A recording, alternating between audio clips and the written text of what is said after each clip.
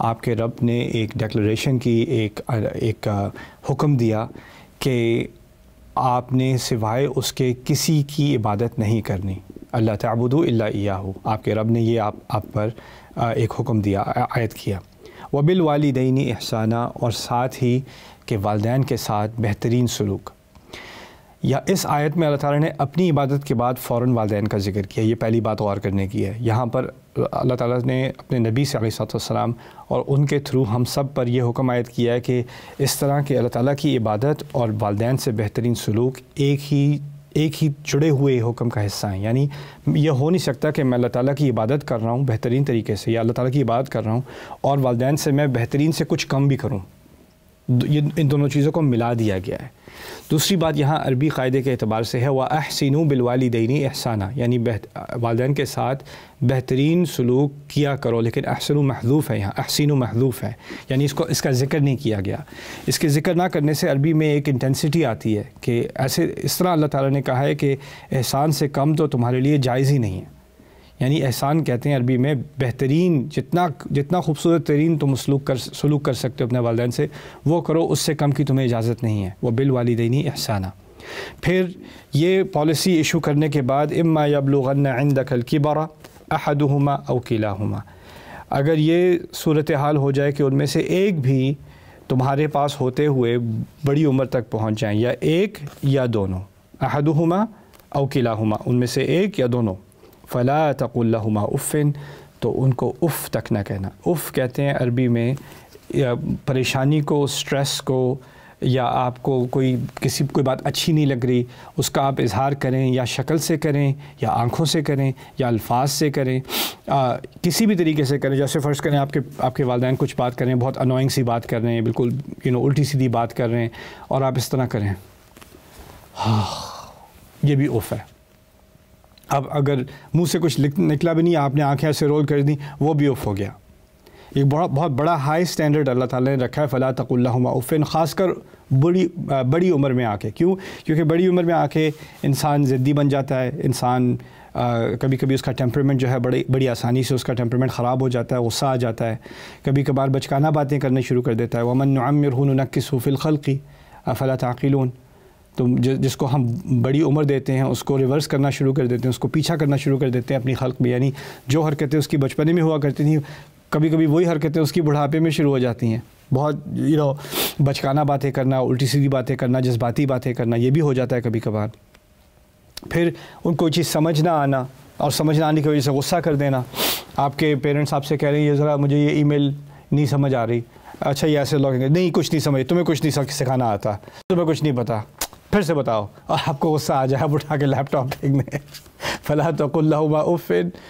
ان کو جب بڑی عمر میں آ جائے اور مطالبے شروع کریں اس طرح کے، تو آپ نے اپنی فرسٹریشن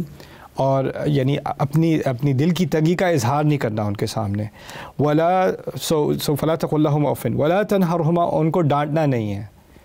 ان کو جھاڑ کر اس کو سختی سے ان سے بات نہیں کرنی۔ ولا تنہرہما وقل لہما قولا کریما، اور ان سے عزت سے، اور ان سے کرم اصل میں عربی میں عزت کے لیے بھی استعمال ہوتا ہے، اور غنا کے لیے، جنراسٹی کے لیے بھی استعمال ہوتا ہے، سخاوت کے لیے بھی استعمال ہوتا ہے۔ تو یہاں پر بات کی جا رہی ہے کہ ان سے کھلے دل سے بات کیا کریں اور ان سے عزت سے بات کیا کریں، اور جو لفظ استعمال کریں اس میں عزت ہو۔ اس میں دو چیزیں ہوتی ہیں کمیونیکیشن میں، ایک ہوتی ہے کہ میں کیا بات کہہ رہا ہوں،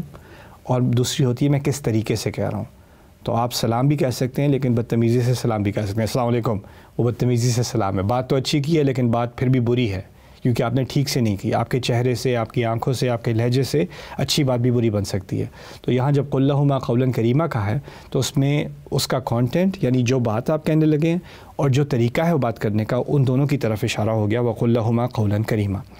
واخفض لہما جناح الذل من الرحمہ۔ اب اس آیت کی طرف آ رہے ہیں جس میں یہ دعا ہے، واخفض لہما جناح الذل من الرحمہ۔ عربی میں اصل میں قرآن نے کئی دفعہ محاورے استعمال کیے ہیں، وہ محاورے ان کے ہاں بڑے پاپولر تھے، عربی میں مقولات انہیں کہتے ہیں اور حوار کہتے ہیں، اور یہ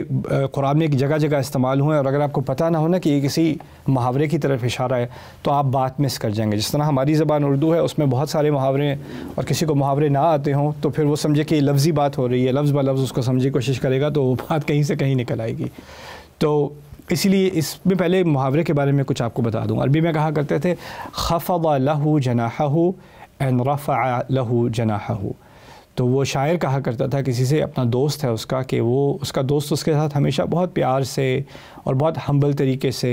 بہت عاجزی سے اس سے ملتا تھا، لیکن ایک دن اس کی پرسنالٹی میں پتہ نہیں کیا ہوا، وہ اس سے بہت ایسے اس کو نیچا کر کے بات کرتا ہے اس سے، اور اس کا ایٹیٹیوڈ ایک دم سے بدل گیا ہے، اور وہ اس کے اندر ایک اکڑ آ گئی ہے۔ تو وہ کہتا ہے کہ تمہارے پر ہمیشہ گرے ہوتے تھے، آج تمہارے پر اٹھ کیوں گئے ہیں؟ تو اس نے یہی خفض الجناح ان رفع الجناح کی بات کی ہے اپنی شاعری میں۔ اور یہ محاورہ تھا عربی میں کہ اگر آپ کسی سے بالکل نچلے ہو کے ملیں نا، یعنی بالکل ان کے سامنے آپ اپنی کریڈینشلز، اپنی کوالیفیکیشنز، اپنا مقام، وہ ساری چیزیں بھلوا کے آپ بالکل ہمبل طریقے سے، تواضع کے ساتھ کسی سے ملتے ہیں، تو آپ نے اپنے پر نیچے کیے ہیں۔ اور اس میں اشارہ ہوتا ہے پرندے کی طرف، کہ پرندے جو ہوتے ہیں وہ جب اس کے پاس پر تو ہیں، تو جب وہ پر پھیلاتا ہے تو اس کو وہ پروان چڑھتا ہے، وہ اوپر ہو جاتا ہے، لیکن اگر وہ جان بوجھ کر پر ہونے کے باوجود اپنے پروں کو وہ سمیٹ لے، نیچا کر لے، تو اس کا مطلب وہ لینڈ کر رہا ہے، وہ نیچے آ گیا، زمین پر آ گیا۔ اس کے باوجود کہ اس میں اڑنے کی صلاحیت ہے، اس نے اس صلاحیت کو سیکریفائز کر کے اپنے آپ کو نیچا کر دیا۔ اور اس میں اشارہ شاید اس طرف ہے کہ جب آپ کے پیرنٹس بڑے ہو جاتے ہیں تو وہ ریٹائر ہو گئے ہیں، اب ان کی انکم ایسی نہیں رہی، یا ان کی صحت ایسی نہیں رہی، ان کی انڈیپینڈنس ایسی نہیں رہی، ہو سکتا ہے ان کی ویژن خراب ہو گئی ہے، ہو سکتا ہے ان کو ڈرائیو کرنے کی اتنی صلاحیت نہیں رہی، ان کو کھانا بنانے کی، صفائی کرنے کی، اور چیزوں کی کوئی ہو سکتا ہے ان میں ڈسیبلٹیز آ گئی ہیں، اور ان میں ہو سکتا ہے کہ باہر انگیج کرنے کی یا نئی ٹیکنالوجی سمجھنے کی، لوگوں سے کمیونیکیٹ کرنے کی، وہ جس طرح سے پہلے وہ فنکشنل تھے اس طرح سے نہیں رہے، اور دنیا ان کے ارد گرد بدل چکی ہے، تو وہ دنیا ان کو پیچھے چھوڑ گئی ہے ایک طرح سے نا۔ تو اس سچویشن میں جب وہ آپ پہ ڈیپینڈ کرنا شروع کر دیتے ہیں، آپ سے بات کرتے ہیں، تو کبھی کبھار وہ ایسی باتیں کرتے ہیں کہ آپ کہتے ہیں یار ان کو یہ بھی نہیں پتہ، ان کو اتنا بھی سمجھ نہیں آتی، آپ فرسٹریٹ ہو جاتے ہیں آسانی سے نا۔ تو اس وقت آپ بتا سکتے ہیں کہ آپ کے پاس اتنا ٹائم نہیں ہے، بڑے بزی ہیں، آپ کی جاب ہے، یہ ہے، وہ، ابھی میں بات نہیں کر سکتا، لیکن اس وقت اللہ تعالیٰ نے کہا ہے کہ تمہارے پاس پر تو ہیں اور تمہیں پر اٹھانے آتے ہیں، مجھے پتہ ہے، لیکن ابھی پر نیچے کر لو اپنے، وَاخْفِضْ لَهُمَا جَنَاحَ الذُّلِّ۔ اور پھر پروں کے ساتھ صرف پر جو محاورہ ہے اس میں صرف پروں کا ذکر ہے، پروں کے نیچے کرنے کا، لیکن یہاں پر کے ساتھ ساتھ جناح الذل کا لفظ استعمال کر دیا کہ پروں کمزوری والے پر، یعنی ایسے گراؤ پر کہ ان کو یہ بھی نہ لگے کہ تم نے آرٹیفیشلی گرائے ہیں یا آرٹیفیشلی تم ذرا تواضع دکھا رہے ہو، ایسے کرو جیسے تمہارے پاس پر ہیں ہی نہیں، تمہارے اتنے کمزور ہیں کہ اٹھ ہی نہیں سکتے، یہ جناح الذل ہے۔